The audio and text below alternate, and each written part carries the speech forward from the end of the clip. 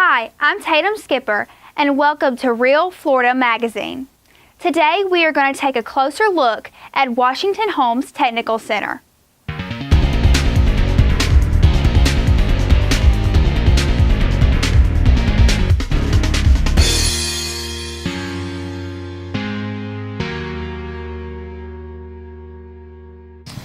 Welcome back. Still here at Washington-Holmes Technical Center, still with Michael Johnson here and the Shockwave Defense Program. Here right now with, as we mentioned, with Michael, Dennis, and Jeff. And, you know, we started talking in the hallway a few minutes ago when the guys were on break, and they're on another break here, and we showed a few clips in the meantime, Michael. You've got a team put together here. Introduce these guys for me. This gentleman here is Dennis Taylor with the Department of Corrections. This program was actually done in conjunction with the Department of Corrections and also with Thomas Holmes facility here. This is also Jeff Mortham. He's also with the Department of Corrections. I'll let them introduce their titles to you. Yeah. Jeff, we've seen a lot of activity, some pretty exciting stuff. We've got the luxury of working with the Technical Center. We've filmed taser training and some other stuff going on. This rivals everything that we've seen because of the action involved. You even had a couple of the classes from the public safety courses come on out to the field and watch you guys. Talk a little bit about what we are doing out here today. Absolutely. Over the last about year and a half, we've been working with Michael. He's come to us from Albuquerque, and basically Dennis saw him about a year and a half ago at the High Liability Conference at one training center, and at that point came back really excited about what Michael brought to the table, and it's been really interesting to see how our officers that are out there in the field really have taken it, embraced it, and not only embraced it, but have started to pass that on to the other staff that we have at the institutions. With 18,000 employees, as you can imagine, it's a huge challenge to start implementing some of these newer techniques, but with the passion that our guys have for it, it's really moving along pretty quickly. Well, you mentioned the passion. Dennis, seeing these guys out here, I've spent a good part of the day with you today.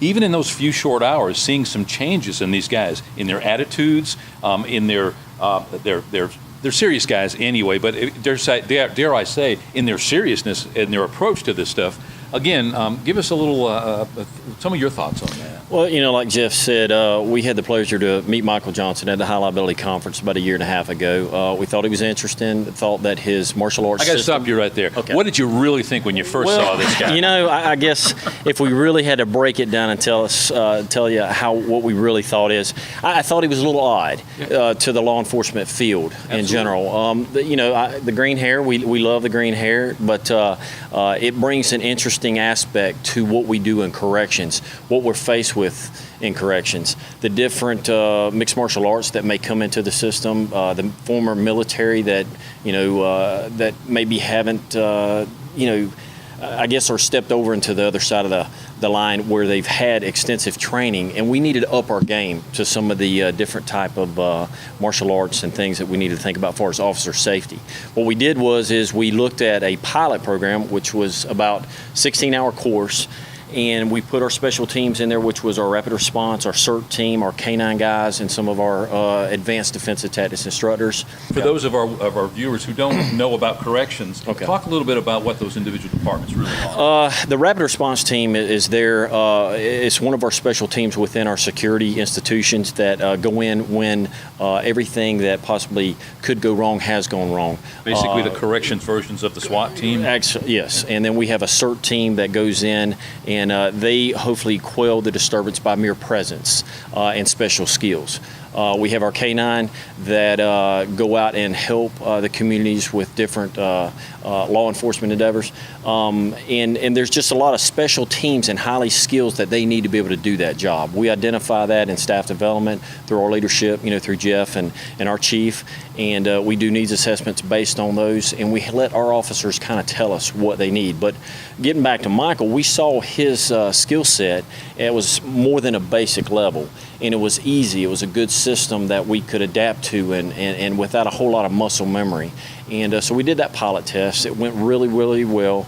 And we often say, you know, to the class that, you know, if you want it, no one can stop it. And they need to tell us how that feels. And they did that. So what we were able to do is put a level 1 32-hour course together here in North Florida. We put a level 1 down in South Florida. Then we went and did a level 2 in South Florida. And now this is our North Florida. We greatly appreciate the Institute for allowing us to be here, Mr. Greg Hutchins, to do and open the doors the way they've done with the hospitality to make sure that we're safe and comfortable has been overwhelming, and we appreciate that. We really do. Michael, these guys obviously come from a paramilitary background. If they weren't already military or law enforcement, the corrections industry is a paramilitary organization.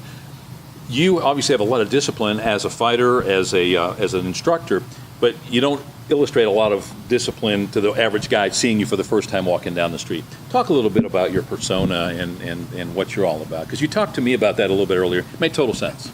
I think the hard part about our culture now is that in our attempt to become very politically correct, we've started isolating people and individuals that most people know nothing about. They don't understand them. They don't understand how they function. They don't understand their spirituality or their emotional base. And most people would look at me and they have no idea that I can speak 3 languages, that I have a bachelor's degree in criminology and a minor in political science, and that I've traveled all over the place training people how to survive deadly force encounters. The objective is it's not about what's on the outside. It's what's on the inside. And if you look at me and you walk away and you say, you know what? I'm not interested in talking to that guy. I don't want to meet that guy because he has green hair and he looks strange. Then that's something you carry with you.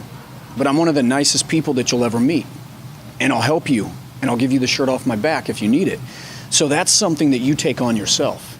Now, if you look at me and go, he's odd, and then you come up and you talk to me, then you may find that you establish a friendship for a very long time. And I think that that's important because there was a time a long time ago in Florida when I was homeless, and I watched how people that you thought were the upstanding citizens turned out to be very, and I'm not saying that Floridians are bad people, I'm just saying that specific people that I interacted with, you'd be surprised how they'll treat you when they think that you're someone else or that you don't smell good or whatever it is. And then the people that are considered the bad people, you know, the guy that walks up and maybe he doesn't look like he's all that educated, quote unquote, then you talk to him and you find out he is educated and he's a sweet human being, and they actually helped during that time when I was homeless. And I think this is kind of my way of reiterating that back out. You know, like you can't judge a book by its cover. You need to be educated enough to actually go beyond the average way of thinking and take your time to get to know people instead of just thinking that you already know what you're experiencing, because you don't. You're going to waste your whole life with that. Hopefully we're going to have the opportunity before the day's over to have a couple more minutes with you guys. Guys are getting ready to come back in. Here now with Michael, Dennis, and Jeff.